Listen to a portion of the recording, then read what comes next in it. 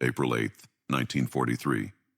At 27,000 feet above Caen, France, the oxygen mask could not hide Oberleutnant Ralph Hermiken's smirk.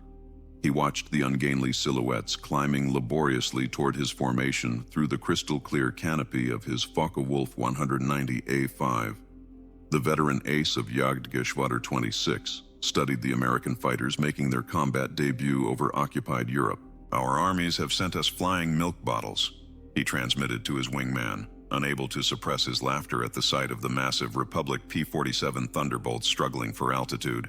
Below them, 16 P-47C Thunderbolts of the 4th Fighter Group lumbered upward in a tight formation. Their 2,000 horsepower Pratt & Whitney R2800 double wasp engines straining against their 7-ton weight. To German pilots accustomed to the sleek Spitfires and nimble Soviet fighters, these corpulent American machines appeared almost comical. They had barrel-shaped fuselages topped with greenhouse canopies, wings that seemed too small for their massive bodies, and propellers that dwarfed anything in the Luftwaffe's inventory. What Hermischen didn't know, what none of the German pilots circling like wolves above could have imagined, was that they were witnessing the arrival of the weapon that would systematically destroy the Luftwaffe's fighter arm. Within 18 months, these flying milk bottles would transform from objects of derision into instruments of terror, their 850 caliber Browning machine guns becoming the most feared sound in German skies. The mathematics of destruction were already loaded in those broad wings. 3,400 rounds of ammunition, a combined rate of fire of 6,000 rounds per minute. Enough concentrated firepower to saw a Messerschmitt in half in less than 2 seconds. The transformation began that April morning when Major Donald Blakesley, commanding the 335th Fighter Squadron, spotted the German formation positioning for attack. The former Eagle Squadron veteran, who had transferred from RAF Spitfires just weeks earlier, understood what his men didn't yet know, that survival in the P-47 required abandoning everything they thought they knew about air combat. The Thunderbolt represented a radical departure from conventional fighter design philosophy. While the Germans had pursued lightweight interceptors optimized for climb and turn performance, Republic Aviation had created something unprecedented, a high-altitude juggernaut that used mass, power, and firepower to redefine the rules of aerial warfare. Among the 56 American pilots spread across the French sky that morning were men who would become legends, future aces whose names would strike fear into Luftwaffe hearts. But on April 8, 1943, they were novices in an untested machine, facing the most experienced fighter force in the world. The Germans had been fighting continuously since 1939, with veterans of Poland, France, Britain, and Russia. The Americans had been in combat for exactly 0 days. This story is about how industrial logic defeated tactical brilliance, how quantity and quality merged into overwhelming superiority, and how German pilots' laughter turned to terror as they discovered what synchronized Browning machine guns could do to an aircraft at 400 yards. The Republic P-47 Thunderbolt had emerged from a June 1940 panic. As German fighters swept across France, Alexander Kartveli, Republic Aviation's Georgian-born chief designer, received urgent specifications from the U.S. Army Air Corps. They wanted a high-altitude interceptor capable of matching the Luftwaffe's best. What Kartveli designed instead was a monster that redefined the possible. "It will be a dinosaur," Kartveli admitted to his design team. "But it will be a dinosaur with good proportions." The XP-47B prototype that first flew on May 6, 1941, shocked everyone who saw it. At 9,900 pounds empty, it weighed 65% more than its predecessor, the P-43 Lancer. The massive turbo-supercharger system, with its complex ducting running through the rear fuselage, gave it an almost pregnant appearance. Test pilots approaching it for the first time invariably asked the same question: "This thing actually flies?" Not only did it fly, it flew like nothing else at altitude. The Pratt & Whitney R2800 double wasp engine, an 18-cylinder radial producing 2,000 horsepower, could maintain full power at 27,000 feet, where German fighters gasped for air. The turbo-supercharger, fed by exhaust gases, delivered sea-level performance in the stratosphere, where the air was too thin for conventional superchargers. Major Hubert "Hub" Zemke, commanding the 56th Fighter Group training at Bridgeport, Connecticut, initially despised the aircraft. His unit lost 18 pilots and 41 aircraft in training accidents between September 1942 and January 1943. The P-47 killed more Americans in training than Germans would in the first months of combat. It ground looped on landing, torque rolled on takeoff, and dove with such enthusiasm that pilots discovered compressibility, their controls freezing as shock waves formed on the wings. But those who mastered it discovered something extraordinary. Lieutenant Robert Johnson, a farm boy from Oklahoma who would become one of America's top aces with 27 victories, described his first flight. It was like strapping yourself to a locomotive. The power was unbelievable. You didn't fly it, you aimed it. The first combat encounters in April and May 1943 confirmed every German prejudice. The P-47s couldn't turn with the Focke-Wulf 190s, couldn't climb with the Messerschmitt 109s, and couldn't match their nimble handling at medium altitudes. Luftwaffe pilots quickly developed tactics to exploit these weaknesses, attacking from below where the heavy Thunderbolts struggled, and forcing turning fights where agility mattered more than firepower. Hauptmann Josef Pips Priller, commanding officer of Jagdgeschwader 26, reported to headquarters after his first encounter. The new American fighter is meat for the slaughter. It flies like a truck, turns like a freight train, and climbs like a pregnant cow. Our boys are calling them Indians, fat targets pretending to be warriors. The statistics seem to confirm German confidence. In their first month of operations, the American fighter groups lost 14 Thunderbolts for only 3 confirmed German kills. The RAF, observing from their Spitfire squadrons, quietly suggested the Americans might reconsider their choice of mount. British pilots joked that the best evasive maneuver in a P-47 was to unstrap and run around the roomy cockpit. But something strange was happening in those early encounters that German intelligence failed to notice. The P-47s that were shot down had absorbed incredible punishment before falling. One aircraft returned from a May 4th mission with 21 cannon holes and over 100 machine gun strikes, damage that would have disintegrated a Messerschmitt or Spitfire. The massive radial engine, lacking vulnerable coolant systems, shrugged off hits that would have stopped a liquid-cooled fighter cold. More significantly, when P-47s did get their guns on target, the results were catastrophic. The Thunderbolt's weapons battery created a convergence zone of destruction that German pilots had never experienced.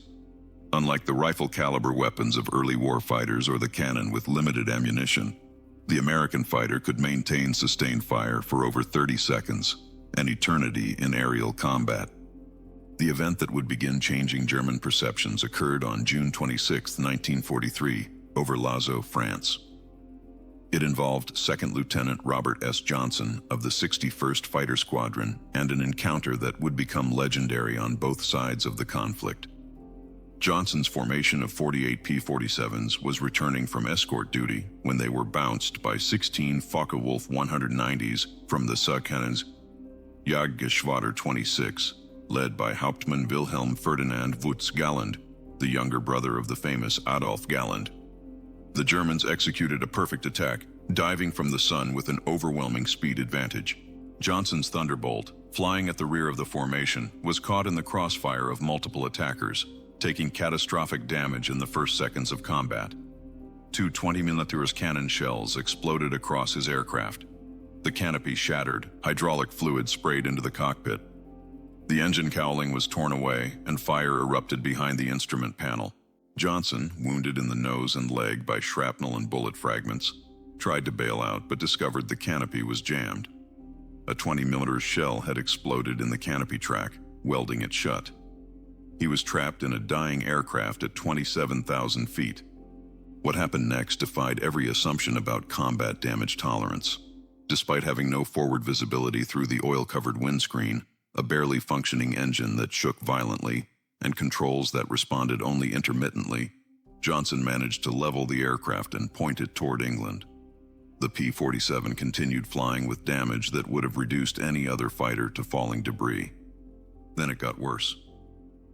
A lone Focke-Wulf 190, flown by an unknown pilot, discovered the crippled Thunderbolt, limping toward the channel at less than 170 miles/hour.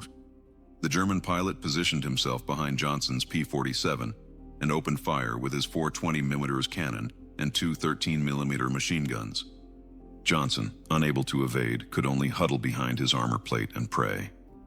The Thunderbolt absorbed the entire cannon ammunition load.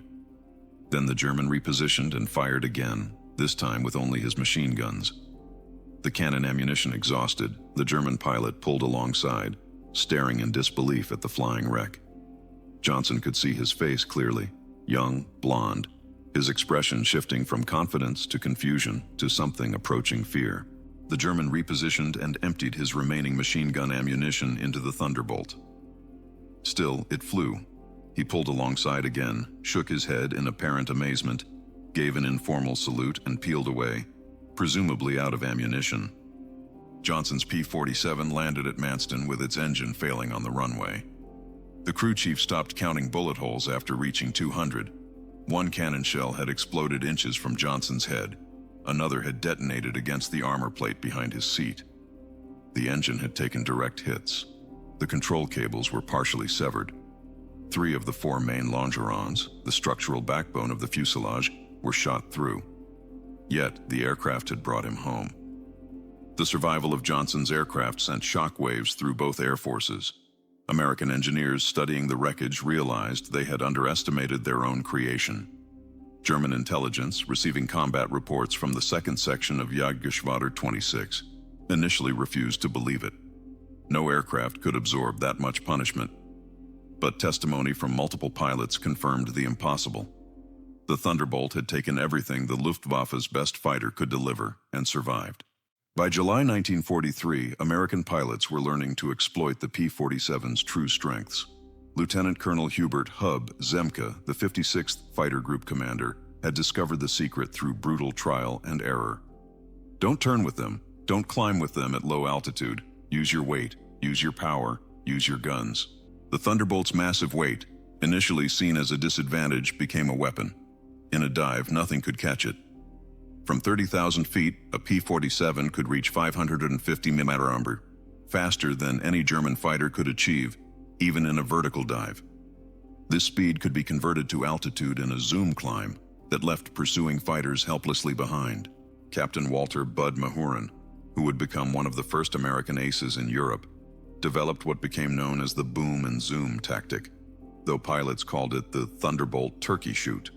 Instead of engaging in traditional dogfights, P-47 formations would climb to 30,000 feet, higher than German fighters could effectively operate. When Luftwaffe fighters appeared below, the Thunderbolts would roll inverted and dive, reaching speeds that made deflection shooting impossible for the defending Germans. At the bottom of these dives, the American heavy machine guns would speak. German pilots who survived described it as facing a wall of lead. The combined firepower created an impenetrable zone of destruction. Aircraft caught in this convergence pattern didn't just fall, they disintegrated.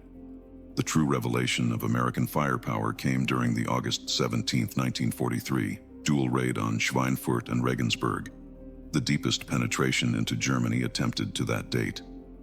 This mission would demonstrate both the P-47's limitations, its range, even with drop tanks, and its terrifying effectiveness when employed properly. Major David Schilling, leading the 62nd Fighter Squadron, encountered a formation of Messerschmitt 110 destroyer aircraft positioning to attack B-17s with their heavy cannon and rocket armament. The twin-engine German fighters, heavily armed but less maneuverable, were the Luftwaffe's specialized bomber killers. Schilling's flight of 4 Thunderbolts rolled into their attack dive from 28,000 feet. Unteroffizier Heinrich Roth, a gunner in one of the Me-110s who survived, later recounted in a post-war interrogation. The American fighters came down like hammers from heaven. I opened fire at 800 meters. Good hits. I saw them strike the fighter's wing. The P-47 didn't even wobble. Then he fired. The aircraft ahead of us simply came apart. Not shot down, destroyed. Wings separated from fuselage, tail severed, the crew compartment shredded into metal confetti. In 2 seconds, a 110 became nothing. 8 Messerschmitt 110s were destroyed in less than a minute. The German pilots had never experienced such concentrated firepower. Each P-47 carried 425 rounds per gun, 3,400 rounds total, weighing nearly 900 pounds. At convergence distance, typically set at 300 yards, All 8 guns' ballistic paths intersected in a zone roughly 6 feet in diameter. Anything in that zone faced 150 caliber projectiles per second, each traveling at 2,900 feet per second. The ammunition itself was a revelation of American industrial capacity. While German fighters struggled with limited cannon ammunition, typically 120 to 200 rounds for a 20mm weapon, American pilots could maintain fire for over half a minute. The standard combat load mixed armor-piercing incendiary tracer, and standard ball ammunition in patterns designed to both destroy and ignite. Lieutenant Colonel Francis "Gabby" Gabreski, who would become the top American ace in Europe with 28 victories, described the effect. When you hit them with all 8, they don't just go down, they explode. I saw 109 literally cut in half, the tail falling one way, the nose and wings another. The pilot never knew what hit him. By September 1943, the Luftwaffe was discovering another horrifying reality about the P-47. Its performance improved dramatically with altitude while German fighters suffered. The turbo-supercharged double wasp engine maintained its rated power output up to 30,000 feet.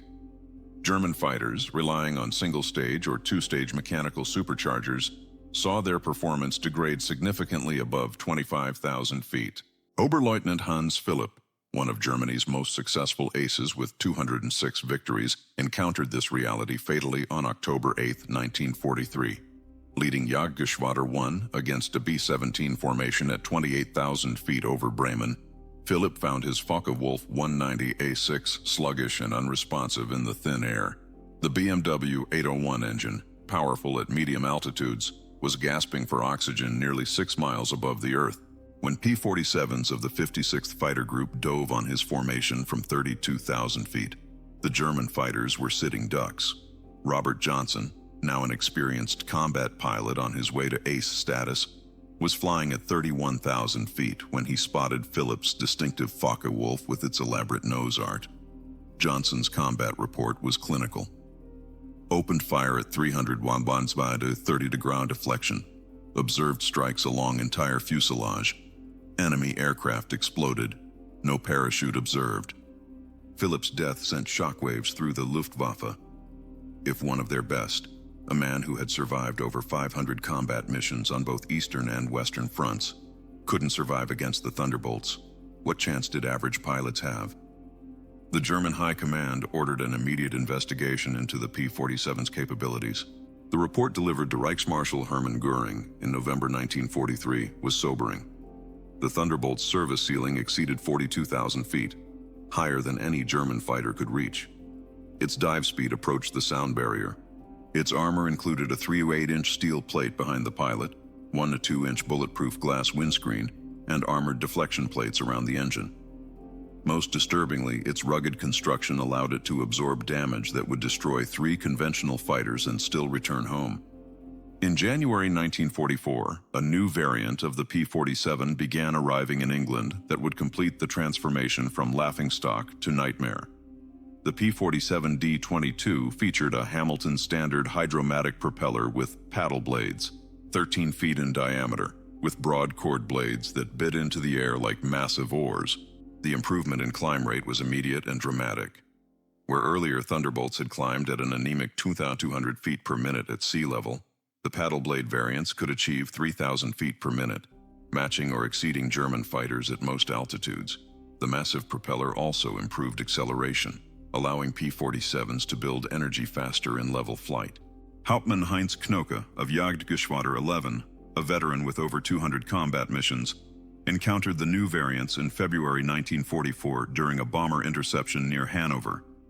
He wrote in his combat diary, "The fat American fighters have learned to climb. We bounced a formation near Hanover, expecting our usual advantage. They turned into us and climbed with us. When we tried to disengage, they followed us up to 30,000 feet. Schmitt was caught and blown apart. Nothing left but smoke and fragments. These are not the same machines we laughed at last year." The paddle blade propeller did more than improve performance. It changed the sound of the Thunderbolt. The distinctive thundering roar created by the blade tips reaching supersonic speeds could be heard from miles away. German ground troops reported being able to identify approaching P-47s by sound alone, a deep threatening rumble that meant death from above. They began calling it Donnerschlag, thunderclap. By March 1944, P-47s equipped with external fuel tanks could escort bombers deep into Germany. The standard configuration carried two 108-gallon wing tanks or a 75-gallon belly tank, extending range to over 1,000 miles. With the paddle blade propeller providing improved performance even when loaded, Thunderbolts could fight on equal terms immediately after dropping tanks. The Luftwaffe's response was to concentrate on the bombers, hoping to inflict enough losses to stop the American daylight campaign. But this required flying through the P-47 escort screen, an increasingly suicidal proposition. As more P-51 Mustangs arrived to take over long-range escort duties in the spring of 1944, P-47 units increasingly focused on ground attack, a role that would make them the most feared aircraft in the German arsenal. The transition began in earnest in April 1944, as the Allies prepared for the invasion of France. The Thunderbolt's heavy machine gun battery proved equally effective against ground targets. The standard armor-piercing incendiary ammunition could penetrate the top armor of most German vehicles, while the sheer volume of fire could destroy soft targets in seconds. A 2-second burst put 160 half-inch projectiles into a target area the size of a truck, but it was the addition of bombs and rockets that transformed the P-47 into a true multi-role monster. The D-25 variant could carry two 1,000-pound bombs under the wings and a 500-pounder under the fuselage, a bomb load equal to early war medium bombers. Later variants added zero-length rocket stubs for 10 5-inch high-velocity aircraft rockets, HVRs, each equivalent to a 105mm artillery shell. Oberst Hans von Luck, commanding the 125th Panzer Grenadier Regiment during the Normandy campaign, experienced P-47 ground attacks firsthand. They came in low, so low you could see the pilots' faces. The sound was terrifying, engines roaring, rockets screaming. Then the hammer of those heavy machine guns. A column of our trucks simply ceased to exist. 20 vehicles transformed into burning wreckage in one pass. The psychological effect on the men was devastating. They called them Jabos, fighter bombers. But these were something beyond that. They were flying artillery with the accuracy of snipers. On June 6, 1944, the Luftwaffe discovered how completely the balance of power had shifted. Over 500 P-47s provided air cover for the invasion, creating an impenetrable umbrella over the beaches. German fighters attempting to reach the landing zones were massacred. Oberleutnant Wolfgang Fischer of Jagdgeschwader II, one of only 3 German pilots to reach the beaches that day, reported, "The sky belonged to the Americans. Thunderbolts were stacked from sea level to 30,000 feet. We tried to break through at dawn. 12 fighters from our group. I was the only one to return. The P-47s were waiting at every altitude. You couldn't climb over them, couldn't dive under them. Their guns turned our fighters into aluminum rain."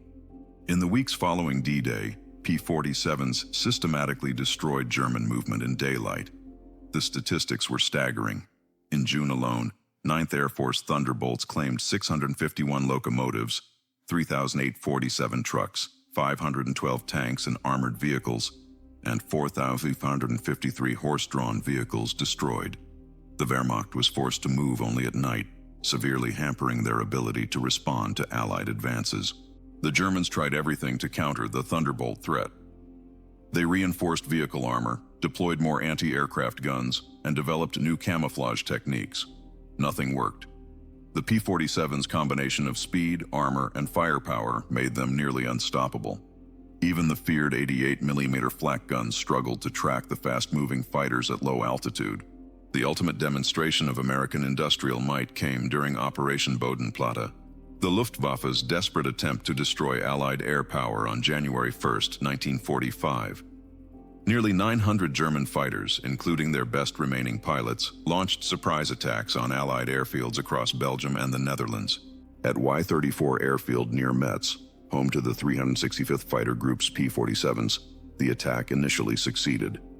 German fighters destroyed 22 Thunderbolts on the ground, along with several other aircraft. A captured German pilot brought to the command post pointed at the burning aircraft and taunted, "What do you think of that?" Major George Brookings' response became legendary throughout the 9th Air Force. He pointed to the flight line where ground crews were already pushing damaged aircraft aside and preparing hard stands for replacements. By tomorrow, we'll have 40 new ones. How long will it take you to replace your pilots? The German pilot's smirk disappeared. Within 48 hours, factory-fresh P-47D-40s filled the flight line, flown in from depots in England. The Luftwaffe lost 271 aircraft and 213 pilots in Bodenplatte, including many irreplaceable instructors and squadron leaders, losses they could never replace. The Americans lost 134 aircraft total across all attacked airfields, all replaced within a week. The numbers told the story of inevitable defeat. Republic Aviation produced 15,683 P-47s during the war, more than any other American fighter. At peak production, the Farmingdale factory on Long Island completed one Thunderbolt every hour, around the clock. The Evansville plant in Indiana, built from empty farmland in 1942, was producing 500 aircraft per month by 1944. Each P-47D required 65,000 individual parts, 8 miles of electrical wiring, 2,000 pounds of aluminum, and 300 pounds of rubber. The engine alone contained 2,400 individual components machined to tolerances of thousandths of an inch. Yet, American workers, many of them women who had never seen an aircraft before Pearl Harbor, assembled these complex machines with precision that exceeded peacetime standards. Even more impressive than aircraft production was pilot training. By 1944, the United States was graduating 30,000 pilots annually from advanced training, more than Germany had trained in the entire war. Each P-47 pilot received a minimum of 400 hours of flight training before entering combat, including 100 hours in advanced fighters. German pilots, by contrast, were entering combat with less than 100 hours total time by war's end. The quality showed in combat. American pilots arrived in Europe trained in formation flying, instrument navigation, gunnery, and tactics. They had practiced against captured German aircraft, understanding their enemy's capabilities and limitations. They knew their aircraft systems intimately, having studied technical manuals that German pilots never received. Lieutenant Eugene Roberts, arriving in England in September 1944, exemplified the American training advantage. I had 420 hours in my logbook, including 75 hours in the P-47. I'd fired at towed targets, practiced deflection shooting, studied gun camera film from actual combat. My first mission, I knew exactly what to do. The German pilot I faced couldn't have had half my experience. It wasn't even a fair fight. In March 1945, Oberstleutnant Josef Pips Priller, the same pilot who had mocked the P-47s as pregnant cows 2 years earlier, was interviewed by German propaganda officials seeking to boost morale. His statement, deemed too demoralizing for publication, revealed the complete transformation in German attitudes. The Thunderbolt is the best fighter bomber ever built. Its firepower is unprecedented, weapons that never jam, never overheat, never run out of ammunition in normal combat. It carries bombs like a medium bomber, fires rockets like artillery, and fights like a fighter when needed. But beyond the machine is what it represents: unlimited American production. They lose 10, they build 20. We lose 1, it's gone forever. Their pilots arrive better trained than our instructors. They have fuel for training, ammunition for practice, spare parts for everything. We have nothing but courage, and courage without resources is just delayed defeat. We laughed at them in 1943. We're not laughing now. When you hear those guns, you know death has come calling. The sound haunts us. Mechanical, precise, unstoppable. Like everything American, it's about overwhelming material superiority. They didn't beat us through better tactics or braver pilots. They buried us under an avalanche of steel and lead. By April 1945, the Luftwaffe existed largely on paper. Fuel shortages grounded most aircraft. Experienced pilots were dead or captured. Airfields were cratered ruins. But even with aircraft and fuel, German pilots faced an impossible equation. Attacking meant facing P-47 formations that owned every altitude from ground level to 40,000 feet. Feldwebel Klaus Breitschneider, one of the last German pilots trained in 1945, flew exactly one combat mission before the war ended. His encounter with P-47s over Leipzig lasted 12 seconds. I saw them diving from above, 4 Thunderbolts in perfect formation. I tried to turn, but they were too fast. The leader fired from 500 meters. My aircraft shook like it was hit by sledgehammers. The engine exploded, the wings separated. I barely escaped. In the parachute, I watched them destroy my entire staffel. 6 fighters gone in under a minute. The sky rained burning aluminum and bodies. The psychological impact was complete. German pilots developed what medical officers called Jabo fever, physical symptoms of stress appearing when Thunderbolts were reported in the area. Veterans who had faced Spitfires and Hurricanes without fear became physically ill before missions against P-47s. The distinctive thunder of approaching Thunderbolts caused panic among ground troops who knew that survival meant finding cover immediately. The final statistics of P-47 operations defied comprehension. In Europe, 3,752 German aircraft destroyed in aerial combat, 3,315 aircraft destroyed on the ground, 86,000 railway cars destroyed, 9,000 locomotives destroyed, 6,000 armored fighting vehicles destroyed, and 68,000 trucks destroyed. The Thunderbolt units achieved a 4.6.1 kill ratio in aerial combat, while maintaining the lowest loss rate of any Allied fighter bomber. Behind these numbers lay the human cost. The Luftwaffe lost approximately 28,000 pilots killed in combat against Western Allied forces. Many fell to the concentrated fire of American heavy machine guns. Each loss represented years of training that Germany could never replace. By war's end, the average German fighter pilot had less than 30 hours of combat experience. The average P-47 pilot had over 200.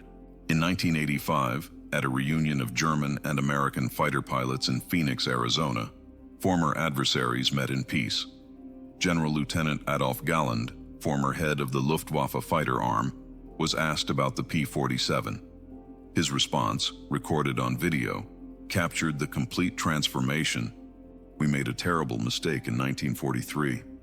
We saw this big, heavy fighter and laughed. The Americans don't understand air combat," we said. "They built a bomber and called it a fighter. We were the ones who didn't understand. The Americans didn't try to build a European fighter. They built an American one, designed around production, firepower, and survivability. They understood that in a war of attrition, the plane that could take punishment and deliver devastating firepower would win. They were right. The first time I flew a captured P-47 after the war, I understood everything. The power was incredible. It climbed like it was falling upward. The cockpit was comfortable, the visibility excellent, the controls precise. It was a pilot's aircraft wrapped in armor. But what really impressed me was realizing that America built over 15,000 of these complex machines while fighting a 2-ocean war. Each one required an engine more complex than anything Germany produced. Yet they built them faster than we could build simple fighters. That's when I knew we never had a chance. Those guns, we called them Roosevelt's piano because of the sound they made. Once you heard that sound, you never forgot it. Many of my friends heard it for the last time. The P-47 didn't just defeat the Luftwaffe, it destroyed it. The P-47 Thunderbolt entered combat as an object of derision and ended the war as an instrument of annihilation. In between, 8 synchronized Browning machine guns rewrote the rules of aerial warfare and buried the Luftwaffe under an avalanche of lead. German pilots had laughed at the ungainly American fighter in April 1943. By May 1945, there were no German pilots left to laugh. The thunder had spoken, and the sky belonged to America.